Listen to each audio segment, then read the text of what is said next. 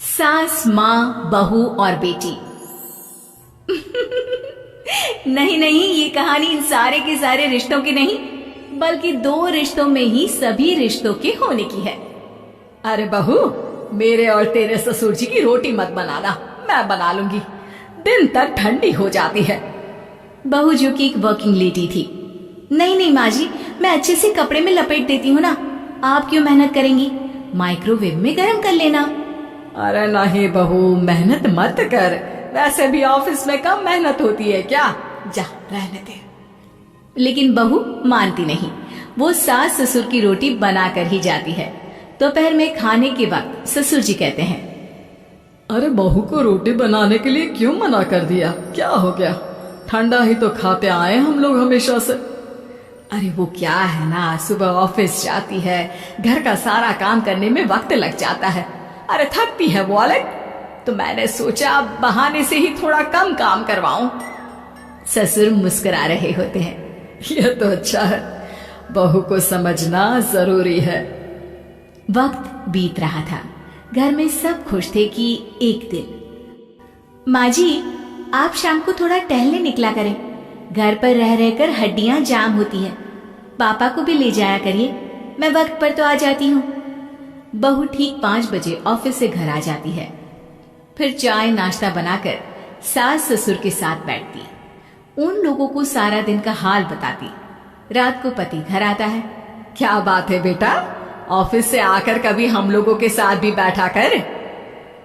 अरे माँ, दिन रात काम करके मन ही नहीं करता, अगले दिन की फिर तैयारी होती है, आप और पापा ही कमरे में आ जाओ। इससे अच्छी तो बहू है, कितना भी थकी रहे, घर आकर हम लोगों के लिए चाय नाश्ता बनाना, फिर बातें करना। बहू ना होती तो हम बुढ़ा बुढ़िया तो बैठे ही रह जाते। सास और ससुर अब बहू के कहने पर शाम की सैर पर निकलने लगते हैं। सास की कई सहेलियां बनती है तो ससुर को भी कुछ बुजुर्ग लोगों का ग्रुप मिल जाता है। कैसा रहा सहेलियों के साथ शाम का वक्त, हम लोगों ने तो भाई खूब योगा किया। अरे हम लोगों को गप्पों से फुर्सत ही नहीं होती। वैसे मिसेस मल्होत्रा आज बहू के बारे में कुछ बोल रही थी। तभी वहां ऑफिस से बहू आ जाती है जो जींस और टॉप में होती है। क्या बात है माँ, क्या कह रही थी आपकी सहेली आपकी बहू के लिए? सास इस बार बहू को कुछ अलग तरीके से देखती है और उल्टा सवाल ही दाग देती है। क्या कह रही थी वो, हटा, ये बता, तेरे ऑफिस में तो मर्द भी काम करते होंगे ना? बहू जो अब तक मजाक कर रही थी वो सीरियस हो जाती है। मर्द होंगे नहीं माँ जी, मर्द ही ज्यादा है, हम 5 ही लड़कियां हैं ऑफिस में। अरे तो अच्छा लगता है क्या ऐसे कपड़े पहनती हो? कल से तुम ना साड़ी पहनकर ऑफिस जाना, और हाँ, शाम का नाश्ता थोड़ा जल्दी बनाया करो, नाश्ता बनाकर बाद में ही ऑफिस के कपड़े चेंज करने जाना। बहू को समझ में नहीं आता कि सास को हो क्या गया है, लेकिन वो कुछ नहीं कहती, सीधे किचन में जाकर चाय नाश्ता बनाती है और सास ससुर को दे देती है। अगले रोज बहू ऑफिस के लिए तैयार होती है तो खूब सुंदर सी साड़ी पहनती है और ऑफिस के लिए निकलने से पहले सास और ससुर के पैर छूती है और निकल जाती है। क्या बात है, आज मेधा के ऑफिस में लग रहा है कोई फंक्शन है। अच्छा, पता नहीं, मुझे तो बताया नहीं, वैसे तो सारी बात करती रहती है। अरे देखा नहीं कैसे साड़ी पहनकर जा रही थी? अरे वो तो मैंने ही बोला है उसे। अरे अच्छा लगता है क्या रोज रोज ऐसे सूट या जींस में जाना? बहू हो, बहू बनकर रहो, और आप भी ना मेधा मेधा मत किया करिए, बहू बोला करिए, सर पर चढ़ जाएगी तो दिक्कत हो जाएगी। सास अब बहू को बहू जैसा रखने लगती है, हर बात पर रोका टोकी, हर बात पर ताने। क्या बात है, आजकल लेट आ रही हो ऑफिस से? अरे चाय के लिए भी देर हो जाती है, हम लोग फिर पार्क में भी देर से पहुंचते हैं। सभी की बहुएं वक्त से चाय नाश्ता करा देती है अपने सास ससुर को, बस एक तू ही है जो उस वक्त ऑफिस से निकलती है। माँ जी, वो एक रास्ता पुलिस वालों ने न जाने क्यों बंद कर रखा है, जिसके कारण ट्रैफिक ज्यादा हो जाता है, मैं कोशिश करूंगी कल वक्त से पहले ही निकल जाऊं। ससुर देख रहे होते हैं कि बहू अब परेशान सी रहने लगी है। एक रोज, मेधा, बेटी मेधा। जी पिताजी।